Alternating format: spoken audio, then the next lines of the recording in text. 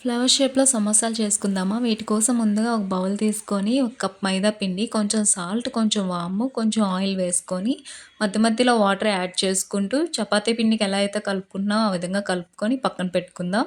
తర్వాత కర్రీ కోసం ఒక కళాయి తీసుకొని ఆయిల్ వేసుకొని, ఆనియన్స్, పచ్చిమిర్చి, సాల్ట్, కారం, గరం మసాలా వేసుకొని, ఉడకబెట్టి పెట్టుకున్న బంగాళదుంపను కూడా యాడ్ చేసుకొని, సాల్ట్ యాడ్ చేసుకొని, తర్వాత కొత్తిమీర కూడా యాడ్ చేసుకొని, బాగా దగ్గరగా అయిన తర్వాత తీసి పక్కన పెట్టుకుందామండి.